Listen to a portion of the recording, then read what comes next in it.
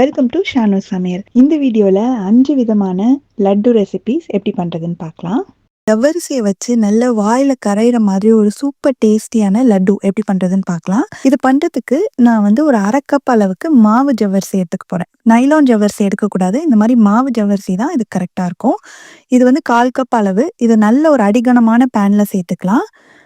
அதே மாதிரி இன்னொரு 1/4 கப் சேர்த்துக்கிறேன். ஸோ மொத்தமாக 1/2 கப் சேர்த்துருக்கேன். ஸ்டவ்வை வந்து மிதமான தீயில வச்சிடணும். ஹை ஹீட்டில் வைக்காமல் மிதமான தீயிலேயே வச்சு கைவிடாமல் இதை வந்து நம்ம வறுத்துட்டே இருக்கணும். இப்போ ஜவ்வரிசி பார்த்திங்கன்னா நல்ல பிரைட் ஒயிட் கலரில் இருக்கு இல்லையா, அது வந்து லேசாக மட்டும் கலர் மாறணும். ரொம்ப ப்ரௌன் ஆகிற அளவுக்கு நம்ம வறுத்துடக்கூடாது. லேசாக மட்டும் கலர் மாறும். அந்த ஸ்டேஜ் வந்து உங்களுக்கு பார்க்கவே தெரியும். ஆனால் நம்ம கைவிடாமல் நல்ல ஒரு அடிகனமான பாத்திரத்தில் இதை வறுக்கணும். அப்போ தான் இது கரெக்டாக வரும். ஜவ்வரிசியை வறுக்கிறது தான் ரொம்ப முக்கியமான ஸ்டெப்பு. இப்போ பார்த்தீங்கன்னா லேசாக மட்டும் முன்னாடி இருந்த ஒயிட் கலர் போய் லேஸ் பழுப்பு கலராக வந்திருக்கு. இந்த ஸ்டேஜ் வரைக்கும் நம்ம வறுத்தா போதும். இதை வந்து ஒரு பேனில் இருந்து நம்ம ஒரு பவுலுக்கு மாற்றிட்டு நல்லா ஆற விட்டுறணும். பேன்லேயே வச்சிங்கன்னா அதோட ஹீட்டில் இன்னுமே வந்து கலர் மாறுறதுக்கு வாய்ப்பு இருக்குது. அதனால நல்லா ஆற விட்டுருங்க. அடுத்து ஒரு நல்ல ட்ரையாக இருக்கிற மிக்ஸி ஜார் எடுத்துகிட்டு அதில் ஒரு 2 டேபிள் ஸ்பூன் அளவுக்கு சுகர் சேர்த்துக்கலாம். உங்களுக்கு இன்னும் கொஞ்சம் ஸ்வீட் அதிகமாக வேணும்னா நீங்கள் இன்னொரு 1/2 டேபிள் ஸ்பூன் வந்து அதிகமாக சேர்த்துக்கோங்க. இது கூட ஒரு 2 ஏலக்காய் மட்டும் சேர்த்துட்டு நல்ல ஃபைன் பவுடராக அரைச்சி எடுத்துகிட்டு வந்துடலாம். அரைச்சாச்சு. இதை வந்து ஒரு பவுலுக்கு மாற்றிடலாம். அதே மிக்ஸி ஜார்லேயே நம்ம வறுத்து வச்சிருக்க ஜவ்வரிசி சேர்த்தணும். ஜவ்வரிசி வந்து நல்லா ஆறுனதுக்கு அப்புறமா சேர்த்துக்கோங்க. இதையும் வந்து நல்ல ஃபைன் பவுடராக அரைக்கணும். நல்லா மிக்ஸ் பண்ணி விட்டு, ஒருவேளை உங்களுக்கு வந்து ஃபுல்லாக மிக்ஸ் ஆகாமல் இருந்ததுன்னா நல்லா மிக்ஸ் பண்ணி விட்டு நல்ல இந்த மாதிரி ஃபைனாக இருக்கணும். இந்த மாதிரி ஃபைனாக இருந்தால் தான் நம்மளுக்கு ஒரு லட்டு பிடிக்கிறதுக்கு கரெக்டாக வரும். நொறுன்னு இருந்ததுன்னா பிடிக்க வராது. அதனால நல்லா முடிஞ்ச வரைக்கும் எவ்வளோ நைஸாக அரைக்க முடியுமோ அந்த அளவுக்கு அரைச்சிக்கோங்க. அதையும் நம்ம சர்க்கரை பொடிச்சு வச்சுருக்கோம் இல்லையா, அதோட சேர்த்துடலாம். சேர்த்து நல்லா கலந்து விட்டுணும். நம்ம சேர்த்த சர்க்கரை எல்லாமே அந்த ஜவ்வரிசி மாவோட ஃபுல்லாக கலக்கணும். நல்லா மிக்ஸ் பண்ணியாச்சு. அடுத்ததாக ஒரு சின்ன பேனில் ஒரு 2 டேபிள் ஸ்பூன் அளவுக்கு நெய் சேர்த்துக்கிறேன். இதில் ஒரு 10 போல் முந்திரியை பொடியாக வெட்டி வச்சுருக்கேன். நல்ல பொடியாக சாப் பண்ணி வச்சுக்கோங்க. பெருசாக போட்டோம்னா நம்மளுக்கு பிடிக்கிறது கஷ்டமாக இருக்கும். அது நெய் சூடானதும் அதில் போட்டுட்டு முந்திரியோட கலர் லேசாக கோல்டன் கலராக மாறுற அளவுக்கு நம்ம ஃப்ரை பண்ணிக்கலாம். அதையும் நல்லா மிக்ஸ் பண்ணி விடுங்க. ஏன்னா நெய் வந்து திரும்ப ஹீட் பண்ணும்போது அடியில் கருகிறதுக்கு வாய்ப்பு இருக்குது. அதனால் நல்லா மிக்ஸ் பண்ணி விட்டுட்டு இந்த சூடாக இருக்கும்போதே அப்படியே நம்ம வந்து அந்த மிக்சரில் வந்து சேர்த்துடணும். ஜவ்வரிசி சுகர்லாம் கலந்து வச்சுருக்கோம் இல்லையா, அதில் சேர்த்துட்டு நல்லா மிக்ஸ் பண்ணி விட்டுருங்க. இது வந்து சூடாக இருக்கும்போதே நம்ம செய்யணும். இந்த நெய்யோட சூட்டில் தான் வந்து நம்ம சேர்த்துருக்க சுகர் வந்து இலகி நம்மளுக்கு லட்டு பிடிக்கிற பக்குவத்துக்கு வந்து கரெக்டாக இருக்கும். நல்லா கலந்துருங்க. எல்லா பக்கமும் அந்த நெய் வந்து மிக்ஸ் ஆகணும். இப்போ நல்லா கலந்ததுக்கப்புறமா ஓரளவுக்கு கை பொறுக்கிற அளவு சூடு இருக்கும்போதே இதை வந்து நம்ம லட்டாக பிடிச்சிடணும். நல்லா ஒரு தடவை கையிலையும் மிக்ஸ் பண்ணி விட்டுட்டு இந்த அளவுக்கு எடுத்துட்டு நல்லா இப்படி அழுத்தி இப்படி பிடிச்சோம்னாலே ஈஸியாக உருட்டை வந்துடும். இந்த மாதிரி உருட்டை வர்றதுக்கு முக்கியமான ஸ்டெப் வந்து என்னென்னா, ஜவ்வரிசியை வந்து நல்லா ஃபைனாக நைஸாக அரைச்சிக்கணும். அதுதான் வந்து முக்கியமான ஸ்டெப். அது நொறுன்னு இருந்ததுன்னா இந்த மாதிரி பிடிக்க வராது. இங்கே பாருங்கள், நல்ல ஈஸியாக நம்மளுக்கு லட்டு ஷேப் வந்து வந்துடுச்சு. இதே மாதிரியே வந்து நம்ம எல்லாத்தையுமே பிடிச்சிடலாம். சப்போஸ் உங்களுக்கு வந்து பிடிக்கும்போது உதிர்ந்து வருது அப்படின்னா நெய் பத்தாமல் இருக்கலாம். அப்படி இருக்கிற பட்சத்தில் கொஞ்சமாக காய்ச்சி ஆற வச்ச பால் சேர்த்துக்கோங்க. இல்லாட்டி கூட கொஞ்சம் நெய் வந்து உருக்கி சேர்த்து பண்ணுறதுனாலும் பண்ணலாம். எல்லா லட்டையுமே நம்ம உருண்டையாக பிடிச்சாச்சு. எனக்கு வந்து இந்த அளவுக்கு மொத்தமாக ஒரு 6 லட்டு வந்திருக்கு. உங்களுக்கு வந்து அதிகமாக வேணும்னா இந்த குவான்டிட்டிலேயே இந்த ரேஷியோலேயே வந்து நீங்கள் அதிக குவான்டிட்டி பண்ணிக்கோங்க. நான் வந்து கொஞ்சமாக மட்டும் மேலே டெக்கரேஷனுக்காக பிஸ்தா வந்து ஒரு 3-4 பிஸ்தாவை மட்டும் பொடியை வெட்டி அது மேலே சேர்த்துக்க போகிறேன். இது வந்து ஆப்ஷனல் தான். பண்ணும்போது நம்மளுக்கு அழகாக இருக்கும் பார்க்குறதுக்கு. பிஸ்தாவோட டேஸ்ட்டுமே வந்து இந்த லட்டோடு சேர்த்து சாப்பிட்றதுக்கு ரொம்பவே நல்லாயிருக்கும். ரொம்ப சிம்பிளாக சூப்பராக ஒரு டிஃப்ரெண்ட்டான ஜவ்வரிசி லட்டு எப்படி பண்ணுறதுன்னு பார்த்தோம்.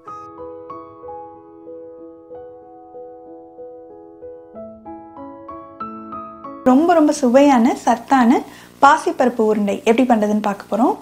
இந்த பேனில் 1 கப் பாசிப்பருப்பு சேர்த்துக்கலாம். ஸ்டவ்வை மிதமான தீயில வச்சு இதை கைவிடாமல் நல்ல ஒரு வாசனை வர வரைக்கும் வறுத்துக்கணும். கைவிடாமல் கிண்டிகிட்டே இருங்க. அப்போ தான் வந்து எல்லா பருப்பும் ஒன்று போல் வறுபடும். இப்போ பார்த்தீங்கன்னா பருப்போட கலர் லேசாக மாறி இருக்குது. ரொம்ப செவந்து வர அளவுக்கு வறுத்துடக்கூடாது, கருகிராமையும் பார்த்துக்கணும். இப்போது நம்ம ஸ்டவ் ஆஃப் பண்ணி இதை ஆற வச்சிடலாம். பருப்பு வந்து கரெக்டான அளவு வறுபடணும். அதுதான் வந்து இந்த உருண்டைக்கு நல்ல ஒரு டேஸ்ட் கொடுக்கும். இப்போ இது நல்லா ஆறட்டும். ஆறின உடனே இதை மிக்ஸி ஜாருக்கு மாற்றிட்டு நல்லா ஃபைனாக அரைச்சிக்கலாம். இப்போ நீங்கள் நிறைய அளவு செய்கிறீங்க அப்படின்னா பருப்பை வறுத்து நல்லா ஆற வச்சு மிஷினில் கொடுத்து கூட நீங்கள் அரைச்சி வாங்கிக்கலாம். நான் கொஞ்சமாக செய்கிறதுனால மிக்சிலேயே அரைச்சிக்க போகிறேன். இந்த மாவு நம்ம மிக்சியில் அரைச்சதை வந்து நல்லா சலிச்சு எடுத்துக்கணும். கொஞ்சம் கொஞ்சமாக போட்டு நல்லா சலிச்சுக்கலாம். நல்ல ஸ்மூத்தான மாவாக கிடைச்சதுன்னா நல்லாயிருக்கும். இப்போ சலிச்சது போக மீதி இருக்குது இல்லையா, இதெல்லாம் மறுபடியும் மிக்ஸி ஜாரில் சேர்த்து நல்லா ஸ்மூத்தாக அரைச்சி சலிச்சு எடுத்துக்கலாம். நான் எவ்வளோ அளவு பாசிப்பருப்பு எடுத்தேனோ அதே அளவு சுகர் எடுத்துக்கணும். இந்த சுகரையும் நம்ம வந்து மிக்ஸி ஜாரில் சேர்த்து நல்லா பொடி பண்ணி எடுத்துக்கிட்டோம்னா தான் லட்டு பிடிக்கிறதுக்கு ஈஸியாக இருக்கும். இப்போ சுகரும் நல்லா பொடிச்சு எடுத்தாச்சு. இதையும் வந்து நம்ம அரைச்சி வச்சுருக்க அந்த பருப்பு மாவோடு சேர்த்து நல்லா கலந்து விட்டுலாம். இது கூடவே ஒரு 1/4 டீஸ்பூன் ஏலக்காய் தூளும் சேர்த்து எல்லாம் ஒன்றா மிக்ஸ் ஆகிற மாதிரி கலந்துக்கணும். அடுத்து இந்த பேனில் 2 டீஸ்பூன் நெய் சேர்த்துட்டு ஒரு 10லேருந்து 15 முந்திரி பருப்பை இந்த மாதிரி குட்டி குட்டி துண்டுகளாக வெட்டி வச்சுருக்கேன். அதையும் இதில் சேர்த்து லேசாக பொன்னிறமாக மாறுற அளவுக்கு இதை வறுத்து எடுத்துக்கலாம். முந்திரி பருப்பு நல்லா வறுபட்டுருச்சு. இதை வந்து நம்ம ஏற்கனவே கலந்து வச்சுருக்கோம் இல்லையா, சர்க்கரையும் பாசிப்பருப்பு மாவும் அதில் சேர்த்து நல்லா கலந்து விட்டுலாம். அடுத்து அதே பேன்லேயே ஒரு 1/2 கப் அளவுக்கு நெய்யை சேர்த்து லேசாக வெதுன்னு சூடு ஏறணும். ரொம்ப கொதிக்கணும்னு அவசியம் இல்லை, லேசாக சூடு ஏறினா போதும். இந்த மாதிரி லேசாக வார்ம் பண்ணிவிட்டு நம்ம எடுத்து வச்சுருக்க அந்த கலவையில் சேர்த்துட்டு நல்லா கலந்துட்டோம்னா இது வந்து சூடாலாம் இருக்காது. ஏன்னா நெய்யை வந்து நம்ம ரொம்ப ஹீட் பண்ணல இல்லையா, அதனால நம்ம உடனேவே இது நல்லா கலந்து உருண்டைகளாக பிடிச்சிடலாம். கொஞ்சம் கொஞ்சமாக எடுத்து இப்படி அழுத்தினோம்னாலே நல்ல உருண்டை பால் ஷேப்புக்கு வந்து நம்மளுக்கு கிடச்சிரும். நெய் லேஸ் வெதுப்பாக இருக்கிறதுனால சர்க்கரை வந்து இலகி நம்ம உருண்டை பிடிக்கிறதுக்கு ரொம்ப ஈஸியாக வந்துடும். இதே மாதிரி எல்லா உருண்டைகளையும் பிடிச்சி வச்சிடலாம். இது நல்லா ஆறின உடனே நம்ம ஒரு ஏர்டைட் கண்டெய்னரில் போட்டு வச்சுக்கிட்டோம்னா தேவைப்படும் போது எடுத்து சாப்பிட்டுக்கலாம். அவ்வளோதான், ரொம்ப ரொம்ப சத்தான ரொம்பவே சுவையான பாசிப்பருப்பு லட்டு ரெடி ஆயிடுச்சு.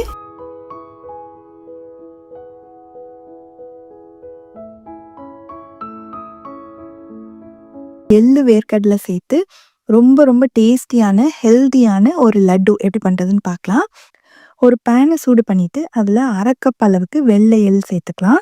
நான் எடுத்துக்கிறது வந்து 1/4 கப் மெஷர்மெண்ட், அதனால 2 1/4 கப் சேர்த்துக்கிறேன். ஸ்டவ்வை வந்து மிதமான தீயிலே வச்சு கைவிடாமல் நல்லா வந்து இந்த எள்ளை வந்து வறுத்து எடுக்கணும். நம்ம சில எள் வந்து நம்மளுக்கு படபடன்னு பொரியிற சவுண்டு கேட்கும், சில எள்ளில் வந்து அது கேட்காது. ஸோ கரெக்டான பக்குவத்தில் எப்படி வறுத்து எடுக்கணும் அப்படின்னா, நம்ம எள்ளு வறுபட வந்து நல்ல ஒரு வாசனை வர ஆரம்பிக்கும். அதோட கலர் வந்து லேசாக மட்டும் மாறும், லைட் கோல்டன் கலராக மாறும். அந்த அளவுக்கு நம்ம வறுத்தா போதும். ரொம்ப டார்க் ப்ரௌன் ஆகிற அளவுக்கு வறுத்துட்டோம்னா லட்டோட டேஸ்ட்டே வந்து மாறிடும். இப்போ பார்த்தீங்கன்னா லேசாக நம்ம சேர்த்ததை விட இப்போ கலர் வந்து லேசாக மாறி இருக்கு. இந்த அளவுக்கு இருந்தால் கரெக்டாக இருக்கும். இப்போ உடனே நம்ம ஸ்டவ்வை ஆஃப் பண்ணிவிட்டு இதை ஒரு வேறு பவுலுக்கு மாற்றி வச்சிடணும். ஏன்னா பேனோட ஹீட்டில் அது இன்னும் கொஞ்சம் எக்ஸ்ட்ரா வறுபட்டு கலர் வந்து மாறுறதுக்கு வாய்ப்பு இருக்குது. இது நல்லா ஆற விட்டுடலாம். அதே பேன்லேயே ஒரு 1/4 கப் அளவுக்கு காஞ்ச வறுக்காத வேர்க்கடலை எடுத்திருக்கேன். அதையும் வந்து நல்ல மிதமான தீயிலே வச்சு கைவிடாமல் கிளறி ஒன்று போல் லைட்டாக அந்த மேலே வந்து ப்ரௌன் ஸ்பாட்ஸ் வர அளவுக்கு நம்ம வறுத்து எடுத்துக்கணும். இப்போ பார்த்தீங்கன்னா வேர்க்கடலையும் வறுபட்டு நல்ல ஒரு வாசனை வந்திருக்கு. அதோட தோல்லலாம் வந்து இந்த மாதிரி ப்ரௌன் ஸ்பாட்ஸ் வந்திருக்கு. இந்த மாதிரி இதை வந்து மெதுவாக வறுத்து எடுக்கணும். அப்போ தான் ஒன்று போல் உள்ள வரைக்கும் நம்மளுக்கு வறுபடும். இதையும் ஒரு பவுலில் மாற்றி ஆற விட்டுடலாம். இப்போ வேர்க்கடலை பார்த்தீங்கன்னா ஆறிடுச்சு. இதோட தோலை வந்து நம்ம எடுத்துடலாம். நல்லா ஆறினதுக்கப்புறம் எடுத்திங்கன்னா தோல் வந்து ஈஸியாக உரிக்க வந்துடும்.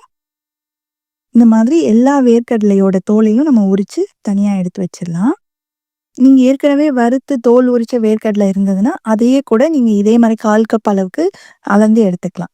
இப்போ வேர்க்கடலை வந்து ரெடியாக இருக்குது. அடுத்ததான் நம்ம வறுத்து வச்சுருந்த எள்ளுமே வந்து நல்லா ஆறிடுச்சு. இப்போது இந்த வேர்க்கடலையை நல்ல ஒரு காஞ்ச பிளெண்டர் ஜாரில் வந்து சேர்த்துக்கலாம்.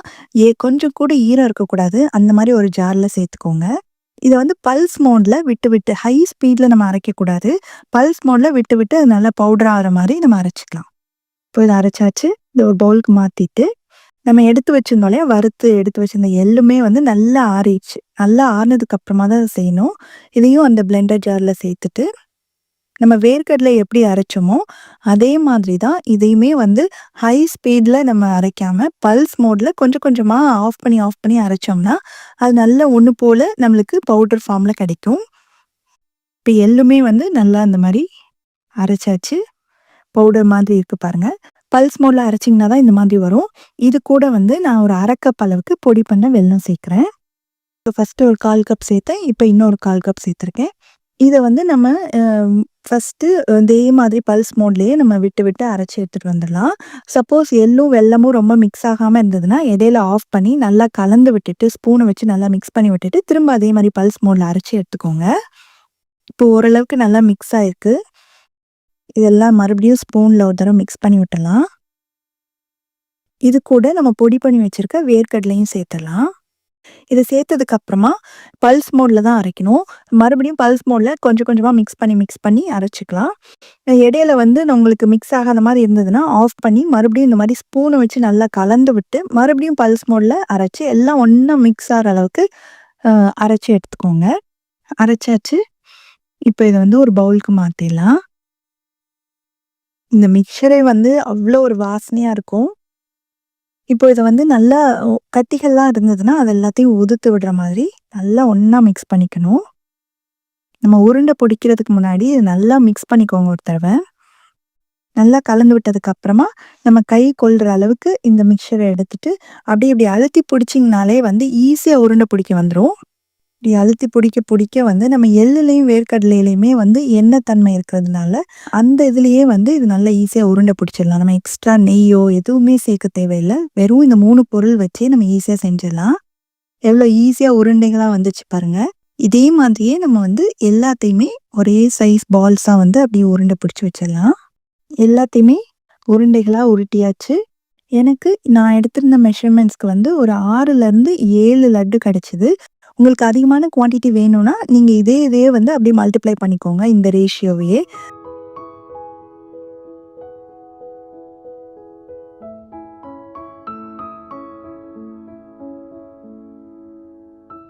அவலை வச்சு ரொம்ப சுவையான ஒரு லட்டு எப்படி பண்ணுறதுன்னு பார்க்கலாம்.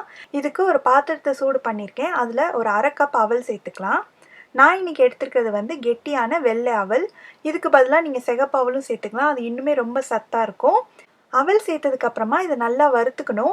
அந்த கைவிடாமல் அது கருகிராமல் ஒன்று போல் எல்லா பக்கமும் அவல் வந்து ரோஸ்ட் ஆகணும். இப்போ பார்த்திங்கன்னா ஒரு 5 நிமிஷமாக நான் வறுத்துட்ருக்கேன். அவலோட கலர் லேசாக மாறி இருக்குது. நல்ல ஒரு வாசனையும் வருது.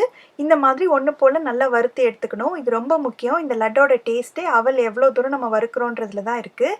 இது நல்லா ஆறுனதுக்கப்புறமா மிக்ஸி ஜாரில் போட்டு ரவை பதத்துக்கு பவுடர் பண்ணி எடுத்து வச்சுக்கலாம். இப்போ அவல் நல்லா பவுடர் பண்ணியாச்சு. அதை ஒரு மிக்சிங் பவுலில் சேர்த்துட்டு எந்த அளவுக்கு அவல் எடுத்தோமோ அதில் பாதி அளவுக்கு ப்ரௌன் சுகர் எடுத்துக்கிறேன். இதையும் மிக்சியில் நல்லா பவுடர் பண்ணி சேர்த்துக்கலாம். இது கூடவே கொஞ்சமாக ஒரு 1/4 டீஸ்பூன் அளவுக்கு ஏலக்காய் தூள். இது எல்லாத்தையும் நல்லா கலந்து வச்சிடலாம். இது ரெண்டையும் அவல் அப்புறம் ஜீனி ரெண்டையுமே பவுடர் பண்ணி சேர்த்துக்கோங்க. அப்போ தான் லட்டு பிடிக்கிறதுக்கு நல்லா வரும். லட்டு நல்லா ஸ்மூத்தாக இருக்கும். இப்போ ஒரு பாத்திரத்தில் 1 டேபிள் ஸ்பூன் நெய் சேர்த்துருக்கேன். இது சூடானதுக்கப்புறமா ஒரு 7-8 முந்திரி பருப்பை சின்ன சின்ன துண்டுகளாக நறுக்கி வச்சுருக்கேன். அதை சேர்த்து இது நல்லா வறுத்துக்கலாம். எந்த நட்ஸ் சேர்க்குறதுனாலும் பொடி துண்டுகளாக நறுக்கி சேர்த்துக்கோங்க. அப்போ தான் லட்டு பிடிக்கும்போது நம்மளுக்கு கையில் வந்து டிஸ்டர்ப் ஆகாமல் ஈஸியாக பிடிக்க வரும். இப்போ முந்திரி பருப்பு நல்லா வறுபட்டுருச்சு. அந்த நெய் சூடாக இருக்கும்போதே அதை முந்திரி பருப்போடு சேர்த்துக்கலாம். அந்த நம்ம அவல் ஜீனிலாம் மிக்ஸ் பண்ணி வச்சுருக்கோம்ல அதில் சேர்த்துட்டு நல்லா கலந்து விட்டுணும். இந்த நெய்யோட சூட்லேயே அந்த ஜீனி லேசாக இலகி லட்டு பிடிக்கிறதுக்கு ஈஸியாக வந்துடும். உங்களுக்கு லட்டு பிடிக்கிறதுக்கு பக்குவம் வரல அப்படின்னா இன்னும் கொஞ்சம் 1 டேபிள் ஸ்பூன் எக்ஸ்ட்ரா நெய்யை சூடு பண்ணி சேர்த்திங்கன்னா ஈஸியாக பிடிக்க வந்துடும். இப்போ இது நல்லா ஒன்றா கலந்துடலாம். இப்போ இது நல்லா கலந்தாச்சு. லட்டு பிடிக்க வேண்டியதுதான். மறுபடியும் நல்லா ஒரு தடவை மிக்ஸ் பண்ணி விட்டுருங்க கையால். அதுக்கப்புறம் கொஞ்சமாக மாவு எடுத்து இப்படி நல்லா இறுக்கமாக இப்படி பிடிச்சி உருட்டினீங்கன்னா அழகாக லட்டு பிடிக்க வந்துடும். அவளையும் சுகரையும் நல்லா பவுடர் பண்ணி நட்ஸையும் சின்ன சின்ன துண்டுகளாக நறுக்கி சேர்த்துருக்கிறதுனால லட்டு பிடிக்கிறதுக்கு ஈஸியாக நல்ல ஸ்மூத்தாக சாஃப்டாக இருக்கும். நான் இந்த சைஸ்க்கு உருண்டை பிடிச்சிருக்கேன். இதே மாதிரியே நம்ம எல்லா மாவையும் ஒரே சைஸ் உருண்டைகளாக பிடிச்சிக்கலாம். இது வந்து ரொம்ப ஈஸியாக பண்ணக்கூடிய ஒரு ஸ்நாக்குன்றதுனால கிட்ஸுக்கெல்லாம் கேட்ட உடனே டக்குன்னு நம்ம ரெடி பண்ணி கொடுத்துடலாம். நான் எல்லா உருண்டைகளையும் பிடிச்சிட்டேன். எனக்கு 8 உருண்டை வந்திருக்கு 1/2 கப் அவலுக்கு. உங்களுக்கு நிறையா வேணும்னா நீங்கள் நிறைய அவல் அதுக்கு தகுந்த மாதிரி சுகர் போட்டு செஞ்சுக்கோங்க. ரொம்ப சூப்பரான ரொம்ப சிம்பிளான அவல் லட்டு ரெடி ஆயிடுச்சு. ரொம்பவே சுவையான சாஃப்டான கடலை மாவு லட்டு எப்படி பண்ணுறதுன்னு பார்க்கலாம். இது பண்ணுறதுக்கு அடிகனமான பாத்திரம் தான் நல்லாயிருக்கும். அதனால ஒரு அடிகனமான கடாயை சூடு பண்ணி அதில் 1/2 கப் கடலை மாவு சேர்த்துக்கலாம். ஸ்டவ்வை வந்து மிதமான தீயிலே வச்சு இந்த கடலை மாவு வந்து லேசாக கலர் மாதிரி நல்ல ஒரு வாசனை வரும், அது வரைக்கும் நல்லா வறுத்துக்கணும். கைவிடாமல் கிளறிட்டே இருங்க. நடு அடியிலிருந்து மேலே வரைக்கும் நல்லா ஒன்று போல் கிளறி விடுங்க. அப்போ தான் எல்லா மாவும் ஒன்று போல் வறுபடும், கருகிராமல் பார்த்துக்கணும். அதனால தான் அடிகனமான பாத்திரம்னா தான் நல்லா இது ஒன்று போல் வறுபடும். இப்போ பார்த்தீங்கன்னா பாதி வறுபட்டிருக்கு. லேசாக மட்டும் கலர் மாறுறது வந்து தெரியுது. ஆனால் இன்னும் அதோட பச்சை வாசனை வந்து போகலை. இதுதான் ரொம்ப முக்கியமான ஸ்டெப்பு. கடலை மாவு வறுக்கிறதுல வந்து நம்ம தப்பு பண்ணோம்னா இந்த லட்டு வந்து நல்லா வராது. அதோட பச்சை வாசனை ஃபுல்லாக போயிடணும். பார்த்தீங்கன்னா கலர் வந்து நல்லா மாறிடுச்சு, வாசனை நல்லா வர ஆரம்பிச்சிருச்சு. சின்ன சின்னதாக ஏதாவது கட்டி இருந்ததுன்னா அதெல்லாம் உடைச்சி விட்டுருங்க. இப்போ நல்லா வறுபட்டு ரெடி ஆயிடுச்சு மாவு. இப்படி இருக்கணும் கலரு. இதுக்கு மேலே கருக விட்டுறக்கூடாது. இப்போ உடனே ஸ்டவ் ஆஃப் பண்ணிவிட்டு இதை உடனே வேறு பாத்திரத்துக்கு மாற்றிடணும். ஏன்னா நம்ம கடாயில் வந்து சூடு இருந்துகிட்டே இருக்கும். அதனால இந்த மாதிரி வேறு பாத்திரத்துக்கு மாற்றி இதை நல்லா ஆற விட்டுருங்க. இந்த அளவுக்கு கலர் இருக்கணும். ஸோ இது ஆறுனதுக்கு அப்புறமா நம்ம வந்து சலிச்சுக்கணும். சலிச்சோம்னா தான் நல்ல ஸ்மூத்தாக கிடைக்கும். அதனால நல்லா ஆறுனதுக்கப்புறம் ஒரு சல்லடியில் போட்டு நல்லா சலிச்சு விட்டுருங்க. சின்ன சின்னதாக கட்டி கட்டியாக இருக்குன்னா இந்த மாதிரி கரண்டி வச்சு லேசாக அழுத்தி விட்டு உடைச்சி அதையும் நல்லா ஃபுல்லாக இந்த மாதிரி சலிச்சிருங்க. இப்போ பார்த்தீங்கன்னா நம்மளுக்கு நல்ல ஃபைனான வறுத்த கடலை மாவு இருக்குது. இதை வந்து ஒரு பவுலில் சேர்த்துக்கலாம். எந்த அளவுக்கு கடலை மாவு எடுத்தீங்களோ அதே அளவு சர்க்கரை எடுத்து அதை மிக்சியில் பவுடர் பண்ணி அதையும் சேர்த்துக்கோங்க. இது கூட ஒரு 1/2 டீஸ்பூன் ஏலக்காய் தூள் சேர்த்துடலாம். ஃபஸ்ட்டு வந்து இதை நல்லா கலந்து விட்டுருங்க. ஒன்று போல் எல்லாம் அந்த சுகரும் கடலை மாவோட நல்லா கலக்கணும். இப்போ நம்ம நல்லா சலிச்சு கடலை மாவை யூஸ் பண்ணதுனால தான் நல்ல இந்த அளவுக்கு ஸ்மூத்தாக கிடச்சிருக்கு. இப்போ நல்லா கலந்தாச்சு. இப்போது எந்த அளவு கடலை மாவு எடுத்தோமோ அதில் பாதி அளவு, ஸோ 1/4 கப் அளவு நெய்யை நல்லா சூடு பண்ணி சூடாக இருக்கும்போதே அப்படியே உடனே சேர்த்துருங்க. சேர்த்து நல்லா கலந்து விட்டுறணும். இந்த நெய்யோட சூட்லேயே வந்து சுகர்லாம் நல்லா உருகி நம்மளுக்கு லட்டு பிடிக்கிற பதத்துக்கு வந்துடும். சூடாக இருக்கிற வரைக்கும் நம்ம வந்து கரண்டியை வச்சு கிளறிக்கணும். ஓரளவுக்கு கை பொறுக்கிற அளவுக்கு சூடு வந்ததுக்கு அப்புறமா நம்ம வந்து கையில் நல்லா இதை மாவை வந்து பிசைஞ்சு விட்டுடலாம். நெய் வந்து கண்டிப்பாக இந்த அளவு சேர்த்திங்கன்னா தான் லட்டு பிடிக்க வரும். அதனால் இந்த அளவு கண்டிப்பாக நெய் சேர்த்துக்கோங்க. நல்லா கலந்து விட்டாச்சு. இப்போ இதில் கொஞ்சமாக மாவு எடுத்து நல்லா அப்படி டைட்டாக அழுத்தி இப்படி உருட்டினீங்கன்னா அழகாக வந்துடும். கொஞ்சம் மிதமான சூடு இருக்கும்போதே நம்ம லட்டு பிடிச்சிடணும். அப்போ தான் ஈஸியாக பிடிக்க வரும், ஆற விட்டுறக்கூடாது. பார்த்தீங்கன்னா சூப்பராக லட்டு வந்து நம்மளுக்கு கிடைச்சிருச்சு. இதே மாதிரி எல்லா மாவையும் லட்டாக உருட்டிடலாம். இந்த அளவுக்கு வந்து எனக்கு இதே சைஸில் 8 லட்டு கிடைச்சிருக்கு. இப்போது இதுக்கு மேலே வந்து நம்ம கார்னிஷிங் பண்ணுறதுக்கு வந்து உங்களுக்கு விருப்பப்பட்டிங்கன்னா கொஞ்சமாக ஏதாவது நட்ஸ் இருந்ததுன்னா அதை துருவி சேர்த்துக்கலாம். நான் வந்து 4 பாதாம் பருப்பை இந்த மாதிரி நீல நீல ஸ்லைஸாக வெட்டி வச்சுருக்கேன். இதை ஒவ்வொரு லட்டு மேலேயும் கொஞ்சம் கொஞ்சம் வச்சோம்னா பார்க்குறதுக்கு நல்லாயிருக்கும், சாப்பிடும்போதும் கொஞ்சம் க்ரன்ச்சியாக இருக்கும். அவ்வளோதான். ரொம்ப ஈஸியாக பண்ணக்கூடிய ரொம்ப சுவையான கடலை மாவு லட்டு ரெடி ஆயிடுச்சு. இதுக்கு வந்து நிறைய பொருளும் தேவையில்லை, ஜஸ்ட் 3 பொருள் தான் ஈஸியாக பண்ணக்கூடியது. நீங்களும் கண்டிப்பாக இந்த கடலை மாவு லட்டு வீட்டில் ட்ரை பண்ணி பார்த்துட்டு எப்படி வந்ததுன்ற கமெண்ட் சொல்லுங்கள். இதே மாதிரி நிறையா வீடியோஸ் பார்க்கணுன்னா இந்த சேனலுக்கு சப்ஸ்கிரைப் பண்ணுங்கள். ஷானு சமையல், எளிய முறையில் இனிய சுவையில். நன்றி.